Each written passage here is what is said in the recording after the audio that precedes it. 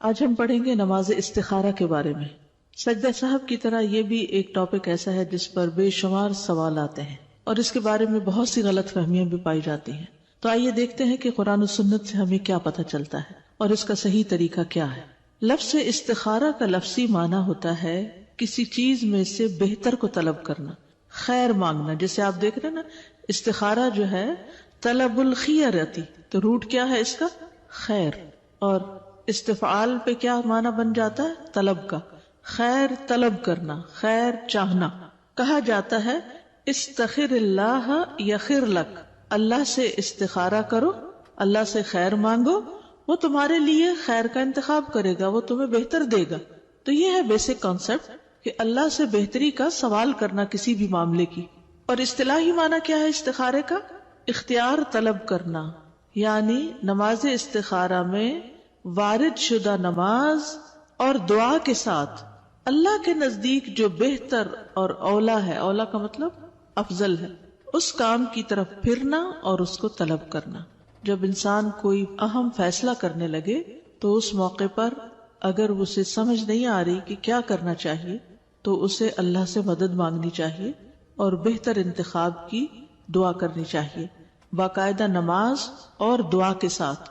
ٹھیک ہے، تو استخارے کی نماز بھی ہے اور دعا بھی ہے، اور دعا جو ہے وہ مسنون ہے، مسنون دعا۔ ایک تو لوگوں نے خود ساختہ استخارے کی دعائیں بنائی ہوئی ہیں، نہیں، جو رسول اللہ صلی اللہ علیہ وسلم نے سکھائی ہے۔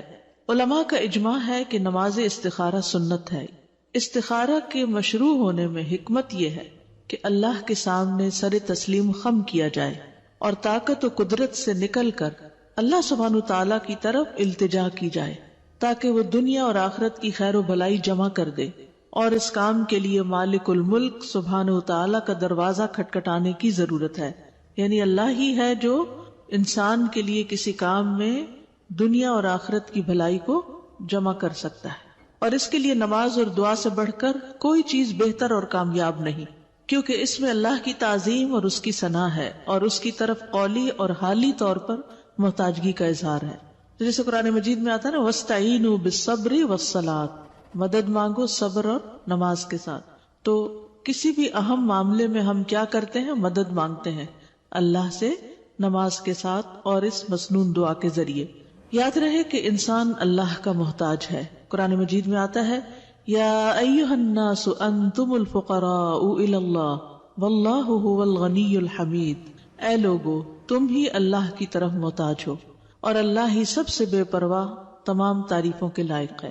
انبیاء ہمیشہ اللہ سے ہی خیر مانگتے رہے، جیسے موسیٰ علیہ السلام نے دعا کی تھی رب انی لما انزلت الی من خیر فقیر، اے میرے رب بے شک جو خیر بھی تو میری طرف نازل فرمائے میں اس کا محتاج ہوں۔ اور یاد رکھیے کہ مومن کے بارے میں اللہ کا ہر فیصلہ خیر کا فیصلہ ہی ہوتا ہے، چاہے وہ کام جس پر ہمارا دل چاہ رہا ہے وہ ہو جائے یا نہ ہو، اس میں خیر ہی ہوتی ہے۔ انس رضی اللہ عنہ سے مروی ہے، وہ کہتے ہیں کہ میں نے نبی صلی اللہ علیہ وسلم کو یہ فرماتے ہوئے سنا کہ مجھے تو مومن پر تعجب ہوتا ہے کہ بے شک اللہ اس کے لیے جو فیصلہ بھی فرماتا ہے وہ اس کے حق میں بہتر ہی ہوتا ہے۔ ٹھیک ہے، یعنی مومن کے لیے اللہ تعالیٰ جو فیصلہ فرماتا ہے وہ بہتر ہی ہوتا ہے۔ ہمارا کام کیا ہے؟ خیر مانگنا، اور فیصلہ کرنا کس کا کام ہے؟ اللہ سبحانہ تعالیٰ کا۔ لہذا پھر دعا مانگ کے انسان معاملہ اللہ پر چھوڑ دے اور اللہ تعالیٰ بندے کے لیے جو بھی فیصلہ کرے بندہ اس پر راضی ہو جائے۔ استخارے کی اہمیت، نبی صلی اللہ علیہ وسلم کا قرآن کی سورت کی طرح استخارہ سکھانا، یعنی جس طرح آپ قرآن مجید کی سورتیں سکھاتے تھے ایسے ہی آپ استخارے کی دعا سکھاتے تھے۔ جابر بن عبداللہ رضی اللہ عنہما سے مروی ہے، انہوں نے کہا کہ رسول اللہ صلی اللہ علیہ وسلم ہمیں تمام معاملات میں استخارہ کرنے کی اسی طرح تعلیم دیتے تھے جس طرح ہمیں قرآن کی کوئی سورت سکھاتے تھے، یعنی اتنی امپورٹنس ہے اس کی ہماری زندگی میں۔ صحابہ کا ہر معاملے میں اللہ سے مشورہ کرنا۔ انس رضی اللہ عنہ سے روایت ہے، کہتے ہیں کہ جب زینب رضی اللہ عنہا کی عدت ختم ہوئی، کن کے نکاح میں تھی وہ؟ حضرت زید کے، تو رسول اللہ صلی اللہ علیہ وسلم نے زید سے فرمایا اسے میری طرف سے نکاح کا پیغام دے دو۔ زید رضی اللہ عنہ کہتے ہیں کہ میں گیا اور میں نے کہا اے زینب خوش ہو جاؤ، مجھے رسول اللہ صلی اللہ علیہ وسلم نے تمہارے پاس نکاح کا پیغام دے کر بھیجا ہے۔ سبحان اللہ. اب دیکھیے کہ جس شخص نے طلاق دی تھی اسی کے ذریعے آپ نکاح کا پیغام دے دیں. ہم ایسی جگہ پر ہوں تو کیا کریں؟ ہم تو ایسی شادی کا بھی بائیک آؤٹ کر دیں اور اس شخص سے ہمیشہ کے لیے قطع تعلقی کر لیں کہ طلاق کیا ہوئی، گویا انسانیت کا رشتہ بھی ختم ہو گیا، اسلام کا رشتہ بھی اور انسانیت کا بھی اور ہر طرح کا تعلق کا بائیک آؤٹ. وہ کہنے لگی میں کوئی فیصلہ نہیں کروں گی حتیٰ کہ اپنے رب سے مشورہ کر لوں. پیغام کون بھیج رہا ہے؟ اللہ کے رسول صلی اللہ علیہ وسلم. اور کس کے ہاتھ بھیجا جا رہا ہے؟ حضرت زید کے ہاتھ. اور کتنی سمجھدار ہے وہ، کہتی ہے کہ میں فیصلہ نہیں کروں گی جب تک اپنے رب سے مشورہ نہ کر لوں، یعنی استخارہ نہ کر لوں. وہ اپنی نماز گاہ کی طرف اٹھی. آپ دیکھیے عربی کے الفاظ اوپر، فقامت الی مسجدہا، گھر میں اپنے لیے ایک مسجد بنائی ہوئی تھی. یہ اکثر جو ہم لوگوں کو کہتے ہیں نا کہ گھر کا ایک کارنر مختص کر لیں، ایک جگہ اپنا وہ لباس اور وہ، تاکہ سکون سے نماز پڑھیں. تو بعض اوقات لوگ ہر بات کی دلیل مانگنا شروع کر دیتے ہیں. اس کی کیا دلیل ہے کہ گھر میں مسجد بنائی جا سکتی ہے؟ مسجد کا لفظ جو ہے وہ سجدہ گاہ کے لیے ہوتا ہے، نماز کی جگہ کے لیے ہوتا ہے. وہ صرف کوئی بہت بڑی بلڈنگ ہی نہیں ہوتی، گھر کے اندر بھی آپ کی مسجد ہو سکتی ہے. تو وہ اپنی نماز گاہ کی طرف اٹھی اور نماز استخارہ شروع کر دی. اور قرآن میں حکم اتر آیا، اللہ تعالیٰ نے خود ہی نکاح کر دیا. تو رسول اللہ صلی اللہ علیہ وسلم تشریف لائے اور اجازت کے بغیر ان کے پاس داخل ہو گئے، یعنی ان کے پاس آ گئے. بظاہر خیر کے کام میں بھی استخارہ کرنا، یعنی اس سے بڑی کسی عورت کے لیے کوئی خوش قسمتی کی بات ہی نہیں ہو سکتی تھی اس وقت کہ اس کو اللہ کے رسول پیغام بھیجیں. لیکن پھر بھی انہوں نے استخارہ کیا، اللہ سے مدد مانگی. تو بظاہر ایک کام نیکی کا بھی نظر آ رہا ہو، اچھا کام بھی آپ کرنے جا رہے ہیں، پھر بھی استخارہ کر لینا چاہیے. مثلا آپ کوئی کلاس شروع کرنے جا رہے ہیں، آپ کسی کے ساتھ کوئی کمٹمنٹ کر رہے ہیں، تو اس میں آپ پہلے استخارہ کر لیں. امام نووی رحمہ اللہ فرماتے ہیں، اس حدیث سے واضح طور پر پتہ چلتا ہے کہ جو کسی کام کا ارادہ کرے اس کے لیے نماز استخارہ پڑھنا مستحب ہے، خواہ وہ کام بظاہر خیر کا ہی کیوں نہ ہو. استخارے کے بغیر دنیا کے کاموں میں پیش قدمی نہ کی جائے، یعنی استخارہ دین کے کام میں بھی ہوتا ہے اور دنیا کے کام میں بھی، سوائے فرائض کی ادائیگی کے. آپ یہ نہیں کریں گے کہ اللہ تعالیٰ میں ظہر کی نماز پڑھوں کہ نہ پڑھوں، اس کا استخارہ نہیں ہوگا. لیکن باقی اچھے کاموں کے لیے بھی استخارہ ہوتا ہے اور دنیاوی کاموں کے لیے بھی. بعض علماء نے کہا کسی بندے کو دنیا کے کاموں میں سے کسی کام کے لیے اس وقت تک پیش قدمی نہیں کرنی چاہیے جب تک کہ وہ اللہ سے اس میں خیر کا سوال نہ کر لے، یعنی اسے چاہیے کہ نماز استخارہ کی 2 رکعات ادا کر لیا کرے. استخارہ شرمندگی سے بچانے کا سبب ہے.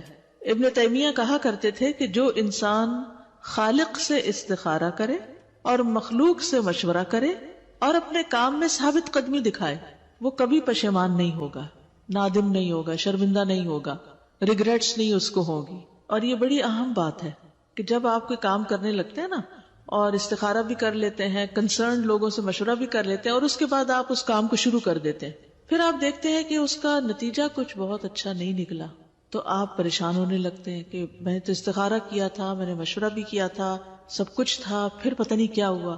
پھر بھی اگر ٹھیک نہیں ہوا تو اس میں بھی خیر ہے، کیونکہ اللہ تعالیٰ اس کے ذریعے آپ کو کوئی سبق سکھانا چاہتا ہے، آپ کو زندگی کا کوئی ایکسپیرینس دینا چاہتا ہے. بعض اوقات انسان کا کسی امتحان میں پڑھنا اس کے لیے آئندہ کی کامیابیوں کا راستہ کھول دیتا ہے اور آئندہ کی بڑی پریشانیوں سے بچنے کا سبب بن جاتا ہے.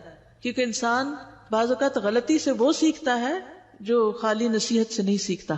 اب مثلاً اگر کسی کا ہاتھ گرم پانی میں جلا تو آئندہ کبھی زندگی میں وہ گرم پانی کے قریب اس طرح نہیں جائے گا، وہ ہمیشہ بچے گا. لیکن اگر آپ بچے کو لاکھ سمجھاتے رہیں کہ یہ گرم ہے، یہ گرم ہے، اس کی گردان کریں، تب بھی وہ نہیں سمجھتا. ایک دفعہ ٹچ کر لے تو پھر ہوش آ جاتی ہے. تو ہم بڑے ہو کر بھی بچے ہی رہتے ہیں. اللہ کے سامنے کیا حیثیت ہے ہماری عقل کی یا میچیورٹی کی یا کسی بھی چیز کی؟ تو اس میں انسان کو پھر اگر بعد میں یہ احساس ہو کہ میری مرضی کے مطابق چیزیں نہیں بھی ہوئی تو بھی اللہ سے ناراض نہیں ہونا، اس وقت بھی راضی رہنا ہے کہ اس میں بھی خیر ہے.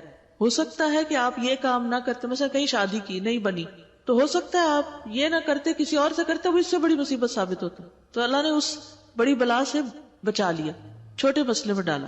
بعض حکماء نے کہا جسے 4 چیزیں عطا کر دی گئی وہ 4 چیزوں سے محروم نہیں کیا جاتا. نمبر 1، جسے شکر گزاری کی توفیق دے دی گئی اسے مزید ملنے سے محروم نہیں کیا جاتا.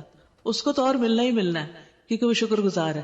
اور یہ شکر گزاری ہماری زندگی سے نکلتی چلی جا رہی ہے. ہم کسی کے احسان، کسی کی خیر، کسی کی طرف سے ملنے والے کوئی خوشی، ہم کسی بھی چیز پر اس کو اکنالج نہیں کرنا چاہتے، اس کی تعریف نہیں کرتے، اس کے لیے اچھے جذبات نہیں رکھتے، جس کے نتیجے میں ہم غم زدہ ہی پھر رہتے ہیں اور نعمتوں کی آمد بھی ختم ہو جاتی ہے۔ تو کسی نے اگر ہمارے ساتھ چھوٹی سی بھی بھلائی کی ہو نا، تو اس کو بھی اکنالج کر لینا، چاہے ایک اسمائل کے ساتھ ہی کیوں نہ ہو، یہ بہت بڑے اخلاق کی بات ہے۔ تو جو شکر گزار ہوتا ہے اسے کسی مزید نعمت کے ملنے سے محروم نہیں کیا جا سکتا۔ نمبر 2، جسے توبہ کی توفیق دے دی گئی اسے اس کی قبولیت سے محروم نہیں کیا جاتا، اس کی توبہ پھر قبول ہو ہی جاتی، جیسے کس کی ہوئی تھی سب سے پہلے؟ آدم علیہ السلام کی۔ نمبر 3، جسے استخارہ کرنے کی توفیق دے دی گئی اسے بہتری سے محروم نہیں کیا جاتا۔ اور نمبر 4، جسے مشورہ کرنے کی توفیق دے دی گئی وہ درست بات سے محروم نہیں کیا جاتا، کیونکہ انسان خود ہی عقل کل نہیں ہوتا، جب دوسروں کے ساتھ شیئر کرتا ہے، مشورہ کرتا ہے تو بہتر رائے سامنے آ جاتی۔ آپ دیکھیں کہ کامیاب لوگوں کے کچھ ٹریٹس ہوتے ہیں اور وہ 4 یہاں بیان کر دیے گئے۔ یعنی اگر آپ چاہتے ہیں نا کہ کسی بھی کام میں یا کسی بھی چیز میں، کسی بھی مقصد میں کامیاب ہو، اصل میں کامیابی کیا ہوتی؟ اپنے کسی مقصد کو پا لینا، یہ کامیابی ہوتی ہے۔ مثلاً آپ نے سوچا تھا کہ ہم حی علی الصلاح کورس کریں گے، یہ آپ کا مقصد تھا۔ اگر آپ نے اس کو پورا اٹینڈ کر لیا، اس کو سمجھ لیا، اپنا امتحان دے دیا، پاس ہو گئے، تو آپ کیا ہوئے؟ کامیاب ہو گئے۔ یعنی کامیابی یہ نہیں ہوتی کہ انسان کو بہت سا مال مل جائے یا بہت سارے اس کے دوست ہوں یا بہت ساری اس کے پاس چیزیں ہوں، نہیں، کامیابی یہ ہے کہ آپ نے زندگی میں جو حاصل کرنے کا گول سیٹ کیا، چاہے زیادہ علم حاصل کرنے کا، چاہے خدمت خلق کا، چاہے کوئی ڈگری کرنے کا، چاہے کوئی جاب کرنے کا، تو جب آپ اس کو پا لیتے ہیں تو یہ آپ کی کامیابی۔ لیکن گول سیٹنگ سے لے کر اس گول کی اچیومنٹ جو ہے، یعنی اس مقصد کو پا لینے تک کے بیچ میں کچھ منزلیں ہوتی ہیں، کچھ ٹریٹس، اخلاقیات ہوتی ہیں، کچھ کرنے کے کام ہوتے ہیں جو آپ کو لازماً کرنے پڑتے، تب آپ وہ پا لیتے ہیں۔ پھر یہ بھی یاد رکھیے کہ کامیابی کے لیے ہر انسان کو ایک مددگار چاہیے ہوتا ہے، کوئی انسان بھی عقل کل نہیں ہوتا، پھر اس کی پلاننگ کرنی ہوتی ہے، پھر آپ اس کے لیے مشورہ کرتے ہیں، اور سب سے بڑھ کر یہ کہ اللہ سے دعا کرتے ہیں، اور یہاں یہ دعا استخارے کی شکل میں ہوتی ہے۔ یہ کامیاب لوگوں کی عادتوں میں سے ایک عادت ہے کہ جب وہ کوئی اہم کام کرنے لگتے ہیں تو استخارہ بھی کرتے ہیں اور مشورہ بھی کرتے ہیں۔ اب سوال یہ پیدا ہوتا ہے کہ استخارہ کن امور میں کیا جاتا ہے؟ جائز اور مستحب کاموں میں۔ کس میں؟ جائز اور مستحب کاموں میں۔ استخارہ جائز کاموں میں کیا جاتا ہے، جیسا کہ شادی، جائز کاروبار وغیرہ۔ اسی طرح جب آدمی کو مستحب چیزوں میں، مستحب کو مطلب ہوتا ہے پسندیدہ، مستحب چیزوں میں تعارض پیش آئے، کنٹراڈکٹ کر رہی ہو ایک دوسرے سے، یہ کروں کہ یہ کروں، تو استخارہ کیا جاتا ہے۔ کنٹراڈکشن نہ ہو تب بھی کیا جاتا ہے، کنٹراڈکشن ہو تب بھی کیا جاتا ہے۔ جیسا کہ کوئی آدمی 2 کاموں میں سے کسی ایک کا انتخاب کرنا چاہتا ہو تو وہ زیادہ درست اور نفع سے زیادہ قریب کام کو منتخب کرتا ہے، پھر اس کام میں اللہ سے استخارہ کرتا ہے۔ یعنی یہ نہیں ہوتا کہ اللہ یہ کروں یا یہ، 2 میں سے ایک کو پہلے آپ اپنے دل میں ٹکائیں کہ میں ان 2 میں سے یہ کرنا چاہتا ہوں، پھر اس کے لیے دعا کریں، ٹھیک ہے؟ یعنی استخارہ یہ نہیں ہوتا یا اللہ یہ 2 رشتے آئے ہیں کون سا لوں، نہیں، پہلے اپنی عقل استعمال کریں اور دونوں کے پلس اینڈ مائنس لکھ لیں اور ایک پر دل ٹکا لیں کہ ہاں یہ بہتر لگتا ہے، پھر اس پر استخارہ کریں کہ یا اللہ یہ کیا میرے حق میں بہتر ہے، مجھے یہ بہتر لگتا ہے، یعنی آپ مجھے بتائیں کہ میرے لیے کیا بہتر ہے، اگر بہتر ہے تو آپ اس کو کر دیں، اور پھر اس میں آپ بندوں سے بھی مشورہ کرتے ہیں۔ تو اس طرح کر کے جو کام کیا جاتا ہے اس میں انسان کو پھر اطمینان ہوتا ہے کہ میں نے استخارے اور مشورے سے شروع کیا تھا، اللہ مجھے ناکام نہیں کرے گا، اور اگر کوئی کمی بیشی ہو بھی گئی تو اس میں بھی اللہ کی طرف سے کوئی بھلائی آئے گی، کیونکہ میں نے خیر مانگی ہوئی ہے، تو اللہ کے ہر فیصلے میں خیر ہی خیر ہے۔ حرام اور مکروہ کاموں میں استخارہ نہیں، حرام اور مکروہ کاموں کو چھوڑنے کے لیے استخارہ نہیں کیا جاتا۔ کوئی اس بارے میں استخارہ نہیں کرے گا کہ وہ چوری کرے یا نہ کرے، شراب پیے کہ نہ پیے، شراب میری صحت کے لیے اچھی ہے یا بری ہے، اس میں نہیں استخارہ ہوگا۔ واجبات میں استخارہ نہیں ہے، جیسا کہ واجبات کی ادائیگی میں اور لوگوں کے ساتھ احسان اور نیکی کے کاموں میں، اور جس کام کی بھلائی اور اس کا نفع مشہور ہو اس کام میں استخارہ نہیں ہوگا۔ مثلا نماز پڑھوں کہ نہ پڑھوں، زکوٰۃ دوں کہ نہ دوں، کام پہ جاؤں کہ نہ جاؤں، یہ تو آپ کی ڈیوٹی ہے بھائی، آپ کو کرنی ہے، آج کھانا پکاؤں کہ نہ پکاؤں، بچوں کو کھانا دوں کہ نہ دوں، یہ تو نیکی اور بھلائی کے کام ہیں، یہ تو کرتے ہی رہنا چاہیے. تو دوبارہ دیکھیے واجبات کی ادائیگی، یعنی جو بھی آپ کی ڈیوٹیز ہیں، چاہے جاب کی ڈیوٹی ہے چاہے گھر کی ڈیوٹی ہے، ان ڈیوٹیز میں استخارہ نہیں ہوگا. اسی طرح لوگوں کے ساتھ احسان اور نیکی کے کاموں میں، کہ کسی بیمار کی عیادت کرنے جاؤں کہ نہ جاؤں، نہیں، وہ تو ایک نیکی کا کام ہے، کرنا ہوگا آپ کو. اور جس کام کی بھلائی اور اس کا نفع مشہور ہے اس کام میں استخارہ نہیں ہوگا. کوئی یہ استخارہ نہیں کرے گا کہ وہ ظہر کی نماز ادا کرے یا نہ کرے، کیونکہ اس پہ واجب ہے. استخارہ ان کاموں میں کیا جاتا ہے جن کے بارے میں بندے کو ان کے درست ہونے اور نفع مند ہونے کا پتہ نہ ہو. یعنی آپ شور نہیں ہے، نماز کا تو فائدہ بتا دیا گیا آپ کو، اور نہ پڑھنے کا نقصان آپ کو بتا دیا گیا، کھانا پکانے کھلانے کا ثواب آپ کو بتا دیا گیا.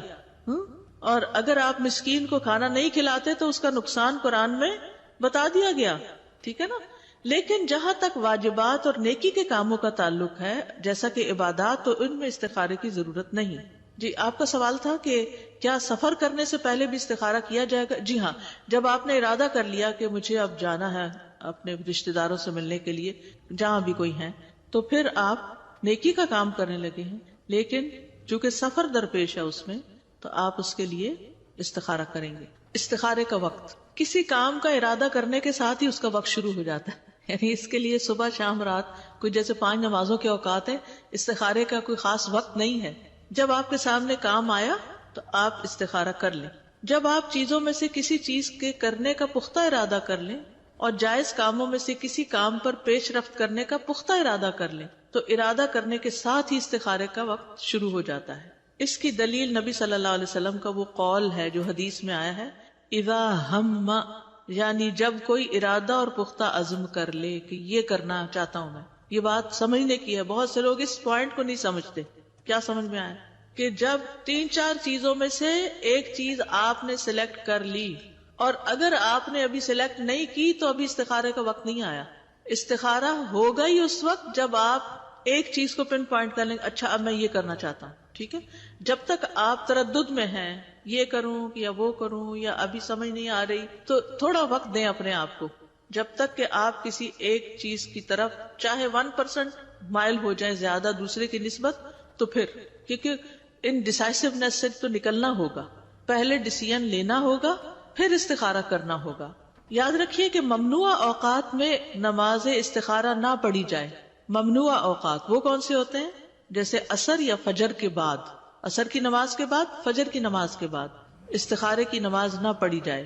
عقبہ بن عامر جوہنی سے روایت ہے، وہ کہتے ہیں کہ 3 اوقات کے متعلق رسول اللہ صلی اللہ علیہ وسلم ہمیں منع فرمایا کرتے تھے کہ ہم ان میں نماز پڑھیں یا ان اوقات میں اپنے مردوں کو دفن کریں جب سورج نکل رہا ہو حتیٰ کہ بلند ہو جائے، عین دوپہر زوال کے وقت حتیٰ کہ سورج ڈھل جائے، اور جب سورج غروب ہونے کے قریب ہو حتیٰ کہ غروب ہو جائے، کیونکہ یہ سورج پرستوں کی عبادت کے اوقات ہیں، شرک کرنے کے خاص اوقات ہیں. ٹھیک ہے.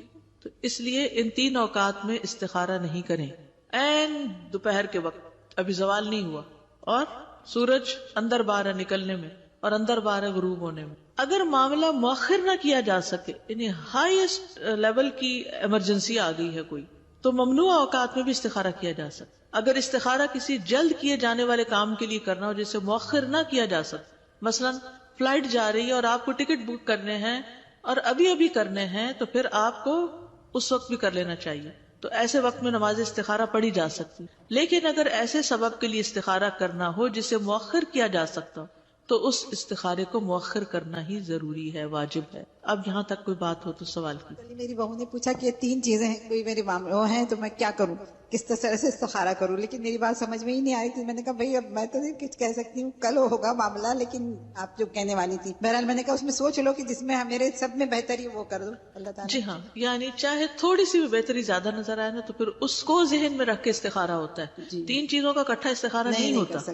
دیکھیے ہر کام میں اللہ تعالیٰ نے ہمیں کیا کہا ہے، پہلے کوشش کرو، پھر دعا مانگو، اللہ سے مدد مانگو. کچھ لوگ رات کو عشاء کی نماز پڑھ کے پھر 2 رکعت استخارہ پڑھ کے سو جاتے ہیں کسی کام کے لیے کر کے.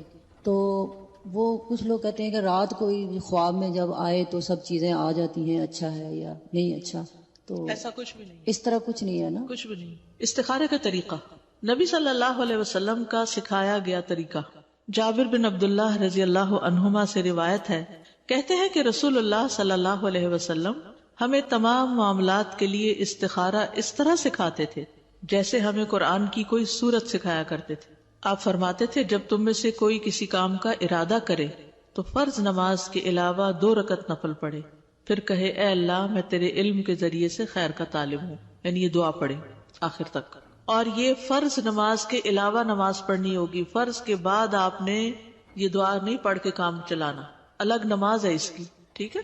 شیخ ابن عثیمین کہتے ہیں کہ علماء رحمہ اللہ نے آپ صلی اللہ علیہ وسلم کے اس فرمان فَلْيُصَلِّ رَكْعَتَيْنِ مِنْ غَيْرِ الْفَرِيضَةِ کہ وہ فرض کے علاوہ 2 رکعات ادا کرے، اس میں اختلاف کیا ہے کہ کیا اگر کوئی سنت مؤکدہ پڑھنے کے بعد استخارہ کی دعا کر لے تو اسے اس کا مقصد حاصل ہو جائے گا، یا استخارے کے لیے مستقل نماز پڑھنا ضروری ہے، یعنی نماز کے بعد 2 سنتیں ہم پڑھتے ہیں تو کیا وہ کافی ہیں، اسی کے بعد دعا کر لے یا پھر 2 نفل اور پڑھ کے پھر دعا کرے۔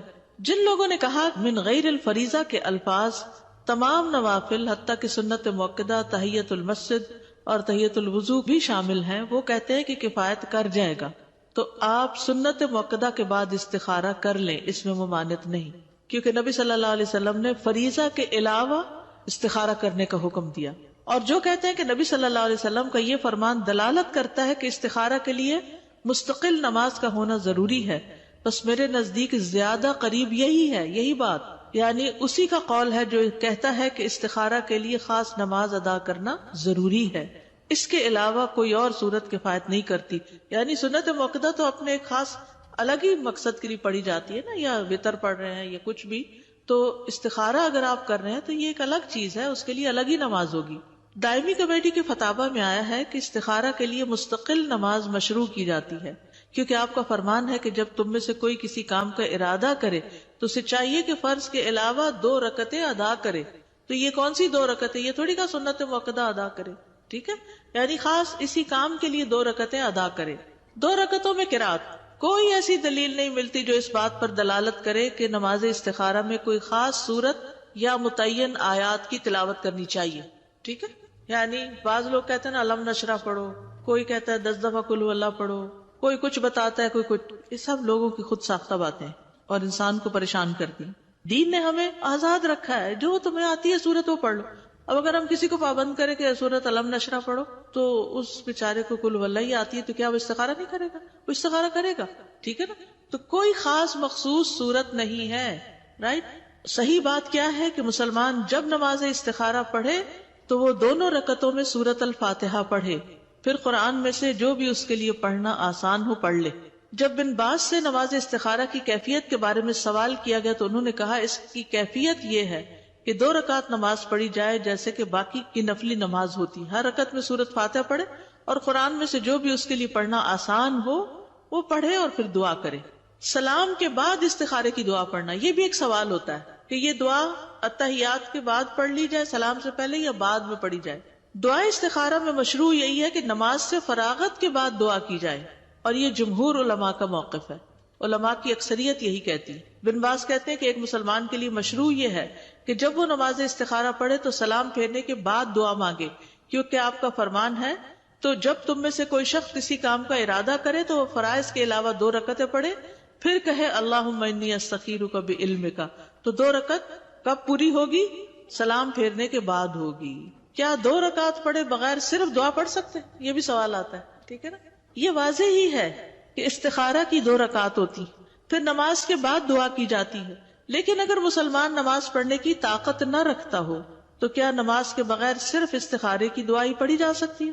مثال کے طور پر کوئی عورت حائضہ ہو اور اسے کوئی حاجت پیش آ جائے اور وہ اس بارے میں استخارہ کرنا چاہتی ہے، کوئی بزنس ڈیل ہے، کہیں جانا پڑ رہا ہے یا کوئی بھی، لیکن وہ نماز نہیں پڑھ سکتی، تو کیا اس کے لیے صرف دعا مانگ کر استخارہ کر لینا جائز ہے؟ جی ہاں۔ اس کا جواب کیا ہے؟ جی ہاں۔ جس کے لیے نماز ادا کرنا ممکن نہ ہو، نفاس کی حالت میں عورت 40 دن کے لیے، حیض کی حالت میں 10 دن کے لیے، اور وہ کام جس کے لیے استخارہ کرنا 10 دن نہیں لٹکا سکتے، تو اب کیا کرے؟ اب صرف نماز کے بغیر ہی دعا استخارہ پڑھ لے۔ امام نووی فرماتے ہیں اگر وہ نماز پڑھنے سے معذور ہو تو صرف دعا کر کے استخارہ کرے۔ اے اللہ میں تجھ سے تیرے علم کی بدولت خیر طلب کرتا ہوں، اور تیری قدرت کی بدولت تجھ سے طاقت مانگتا ہوں، اور تیرے فضل عظیم کا طلبگار ہوں۔ بے شک قدرت تو ہی رکھتا ہے اور مجھے کوئی قدرت نہیں، اور تو جانتا ہے اور میں کچھ نہیں جانتا، اور تو تمام پوشیدہ باتوں کو جاننے والا ہے۔ اے اللہ اگر تو جانتا ہے کہ یہ کام جس کے لیے استخارہ کیا جا رہا ہے، دل میں وہ رکھے اس کام کو، میرے دین، میری دنیا اور میرے کام کے انجام کے اعتبار سے میرے لیے بہتر ہے تو اسے میرے لیے نصیب کر لے، اور اگر تو جانتا ہے کہ یہ کام میرے دین، میری دنیا اور میرے کام کے انجام کے اعتبار سے برا ہے تو اسے مجھ سے ہٹا دے اور مجھے بھی اس سے ہٹا دے، پھر میرے لیے خیر مقدر فرما دے، جہاں بھی وہ ہو پھر مجھے اس پر راضی بھی کر دے۔ اتنی خوبصورت دعا۔